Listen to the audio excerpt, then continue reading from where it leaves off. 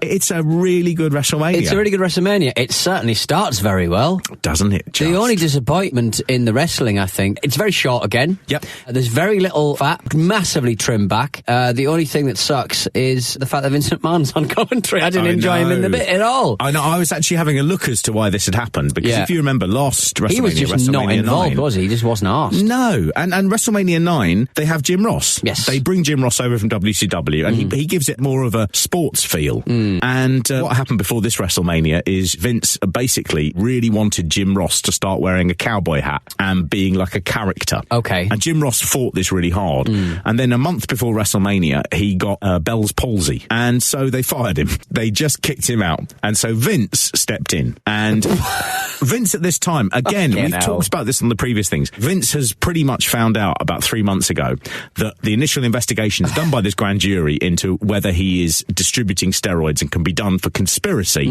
they've decided they're going to go ahead with a case. Okay, so he's in all kinds of great moods. Yep. So he knows that in 2 months or so, he is going to be facing a trial that carries a hefty prison sentence if he's found guilty. Oh, dear. So it's a funny one, because what he's done here is this WrestleMania is also about, they've stripped out everyone on steroids. Yes. Okay. Everyone looks pretty lean and tight and fast, and all the big muscle men have gone. Yeah. And what that means is you get people who can wrestle. Yeah, so it was really good. I mean, so Vincent McMahon starts this show with his dreadful Screaming, come to New York City!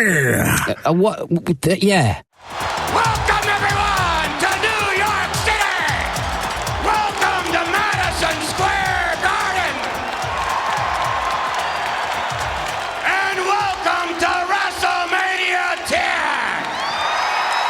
And then he goes back to a normal voice when he's doing his commentary. He's not very good at calling things, I think. No, he isn't. I think he has a thing as well, tell the story, don't explain the moves. Yes. Which is a very Vince McMahon thing. Okay. Even today, he sits there at the back with a talkback to the commentators. And sometimes you hear them say stuff that sounds crap. And usually that's a Vince line that they have to use. He's very keen on tell them the story and the passion, but I don't care about the moves. And actually, it's nice to hear the moves. It makes it seem like sport. Yeah. I don't know if I was upset, but I guess I was a little disappointed.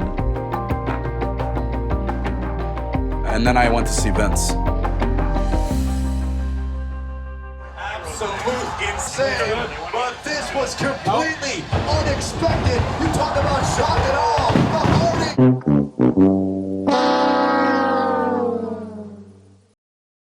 Oh, the sing-song is Little Richard. Oh, he lip-syncs this. Yeah. Because there are a whole load. He does a sort of jazzed-up version of America the Beautiful. Yeah. And he obviously doesn't quite remember how he jazzed it up when he recorded it. And there are some bits where his mouth goes in a different direction to what the song is doing, and his eyes go wide. He really goes, yeah. This is like a nightmare. Well, I thought he wasn't lip-syncing it, because the WrestleManias of the past have always been Mike's not working, Mike's looking a little bit out of sync. I always just think, they just recorded it wrong. Isn't that great that I will give Vincent McMahon the benefit of the doubt for being shit rather than Little Richard? There's a really good bit where he really noodles in the song, and it starts going, face, guy. And he just goes, I'm fucked on this. And he goes, I'm just going to put my hand over my mouth. I won't see it. Done. Safe now.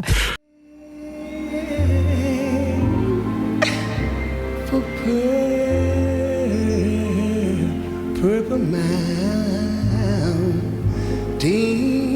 Man. Because the whole ring is surrounded by like gospel singers, aren't they? Yeah. What I liked in the middle of this performance is, though, someone's got a sign up, a big sign, just saying, thanks, Kev. That's it. That's all it says. Thanks, Kev. Talking of Kev, which is a very white name, for New York in 1994, I didn't see a single person of anything other than straight hetero whiteness in the crowd. There was quite a lot of Asian Americans, I seem to recall, at the start. But then they disappear, and I don't know what happened. They all come together to form YOKOZUNA. They run at each other really fast. They get interviewed like at WrestleMania 9 by a racist Todd Bettengill. Oh, God. He doesn't appear at any point, does he? I can't remember now. Yes, he does those little segments with Bill Clinton. He does, yeah. He's quite reserved, though, this time around. I remember he's been taught to shut his fat mouth. We just take a second of your time, sir. I don't want to bother you. Sorry, a little nervous. It's all right. I wondered if maybe you could tell us if you're enjoying WrestleMania 10 or... Well, Todd, I'll tell you, I'm a very big fan of wrestling. I have been for years. And there's nothing like the World Wrestling Federation. I wouldn't miss one of these things for all in the world, all the money in the world. Jerry the King Lawler. Yes. He turns up and he delivers 2 gags with his boss. Yep. And he's clearly worried because he's having to work with his boss, the Big Cheese, the only game in town, and he fucks 2 gags in rapid succession. It's beautiful. It's a masterclass in that being shit. First one. What I want to know is that Little Richard's real voice or is his under? Yeah. The thing is, he didn't even sing that high, Little Richard. No. So that gag was pre-written and he fucked it. Absolutely fucked it. I tell you what, I mean, Jerry Lawler, with this thing, he is feeling bulletproof at this point. Right. Because he's just had a hiatus from the WWF because he's been charged with the statutory rape of a 15-year-old girl in 1993. Super. And he isn't fired, and he takes on the case, and he is the law, isn't he? So, in many ways. He's always been a bit of a polarising figure because he, in the Attitude Era, he's accused of statutory rape. Yes. I mean, Finally, some justice. Finally, some justice. It's great. when Lawler is fluffing jokes, he must be thinking, well, if he didn't get me rid of me for the last thing, I shouldn't think he'll get rid of me for botching this fucking joke. It's a strange one. A king of another kind, Jerry the King Lawler. And speaking of Little Richard, was that his real voice or his underwear too? Is his underwear just too tight? Huh? Or his underwear too? Is his underwear too? Is his underwear too? Is his underwear too? Is his underwear just too tight? Huh? That's what I want to know. What do you expect to see here? The king. Then we start it proper. What's interesting about this, so last Royal Rumble leading up to WrestleMania 9, Yokozuna won and they gave him the title shot. So they've set up this thing now where the winner of the Royal Rumble in January gets to go to WrestleMania for the belt. Right. And they did it really well this year where they had Bret Hart and Lex Luger as the final two and they fall out of the ring at the same time they land. Okay. So it's who has won, how do we know? Well, the announcer has yet to announce exactly who won the Royal Rumble. Look, the referees are arguing. They can't make up their mind. I don't think they know. And they do a coin toss, and if Luger wins, he gets to fight Yokozuna first. And if Bret Hart wins, he gets to fight Yokozuna first. Right. In the end, Bret Hart loses and faces Owen Hart. So what happens here is we all thought that the WrestleMania 10 main event would end up being Lex Luger versus Bret Hart. Yes. That was a match you wanted to see. Yeah. The idea that Yokozuna would be able to wrestle 2 matches in one night when he looks like Jabba the Hutt. Have you? So they have this thing where they both won the Royal Rumble. Who is it? And what they notice is that when the referees say, no, Bret Hart's won it, the crowd really cheer. And when they go, no, Lex has won it, the crowd don't cheer as much. Yeah. And so in that moment, they begin going, right, what's happening here? Okay. They've spent 8 months building up Lex Luger to be the next Hulk Hogan. Yes. And it's running out of steam. It's just really not working. And Bret Hart has been on a tear. He's getting better and better reactions. His matches are great. And you can see in Lex Luger's eyes in the whole of this that he knows his moment is passing and it's a killer.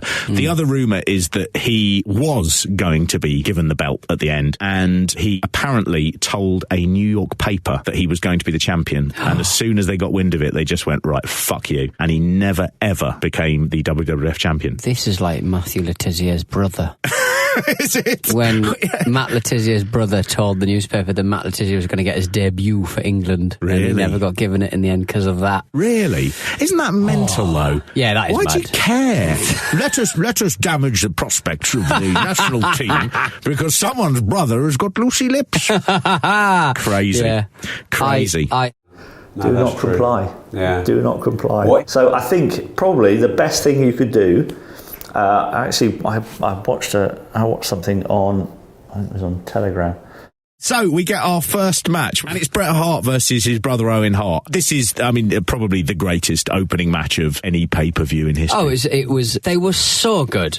So they're not counted high flyers because they're really rolling around the gaff. Yeah, absolutely. I mean, Owen was at the time a big high flyer, but I think it's a time when high flying wasn't quite what it was. This is such a good piece of storytelling, and they come into this. Owen has always been an underachiever because of his size. They've always gone, he's never going to be big, and Bret Hart really pushed for this. Bret Hart's got a lot of power star at this time. Funnily enough, I mean, Vince McMahon, when they first suggested doing this brother versus brother, Vince had picked a different Hart brother to be in the Owen role, which was Bruce Hart, who was an older brother, a guy who never really achieved anything like his two younger brothers. And Owen is so good in this. I don't know what law it is that says just because you're older than me, that makes you better than me. It doesn't make you better than me, Bret. And you've held me down all my life. And I'm coming at you, Bret, at WrestleMania 10. And I'm gonna beat you, brother. He plays this brother who is being sort of held down by his older brother, who is furious he's not getting his chance to shine. And this match is fantastic. Yeah. There are some moves in there. He hits at one point a jumping tombstone, which is just so out of nowhere. You just don't expect huge moves like that. And they work together as you'd expect for people who have probably been, certainly in Owen's case, wrestling Bret Hart all his life. Yeah. It is just a thing of beauty. And it gets given the space it needs, 20 minutes. Yeah. It's a long old match, but it doesn't feel like it whips across. What's funny is that because they knew they were having this WrestleMania match, they wanted it to be, because obviously it's the family thing as well, and they're going, this is Owen's big moment. Yeah. They wanted it to be spectacularly good. They originally based it on the Macho Man Randy Savage and Ricky Steamboat match at WrestleMania 3. So they'd done a match that had loads and loads of really close pinfalls and kickouts at the last minute. And they tried it in the house show circuit in the months running up. And they'd found that everybody was cheering Owen because he was the underdog. And they were beginning to get into it. So they worked out a different type of match where there aren't many close falls. The person who actually sort of really laid it out was Bret Hart and Owen Hart's dad, Stu Hart, who was an old wrestler. And it's just a really, really exciting. The crowd are so invested in it. Yeah. Here we go. Bret trying to reverse it. Bret trying to get it on his brother Owen. He does. Fair to sharpshooter. He's got it. No, but Owen hooks the rope. There's a couple of weird little bits as well. So Owen at one point gets Bret Hart's finishing move, the sharpshooter, on him. And Bret Hart starts banging the mat. And nowadays, that's tapping out. Yeah. But tapping out didn't really become a thing you did until after UFC had become big. Because that was the way they submitted. In the old days, you used to have to go, I quit. And so seeing Bret Hart tapping out in that thing and it just carrying on, it's a weird thing in retrospect. There's only one thing about the match that ruins it. Is it when his glasses get torn up?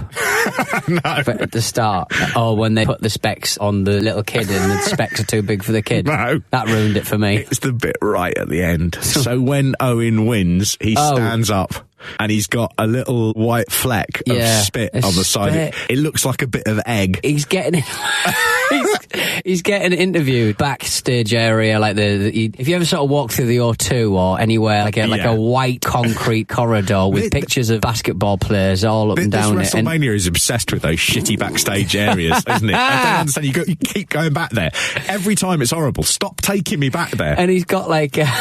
And he's got a little bit of white egg, fleck of it. Like it's almost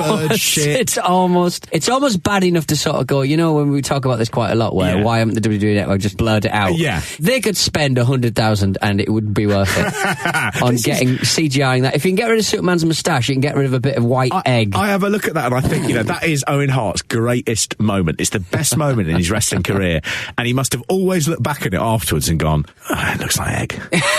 It looks like I've really wanted some egg in between winning the match and doing the interview. I went back to do the interview. Why didn't they go, you've got to wipe that off, mate? Well, he keeps looking off camera, and I keep thinking that someone's going, get rid. And there's a part of me, I bet Vince McMahon just looked at that and just went, you see, I told you. This is exactly why we should have got the older We brother. should have had Bruce Hart. Bruce Hart would not have had egg on his mouth. Wouldn't have an eggy mouth. I just want one thing, and that's for my supervillain characters not to have eggy mouth. Well, after the beating I just gave him, and I'm not taking anything away from him. He's a great fighter, and I don't want to take anything away from him. But after the beating he just received from me, I don't think he's got a hope in hell in coming out there and try to win any world title match. There you go. The Rocket, Owen Hart, ladies and gentlemen, and what a start to WrestleMania 10.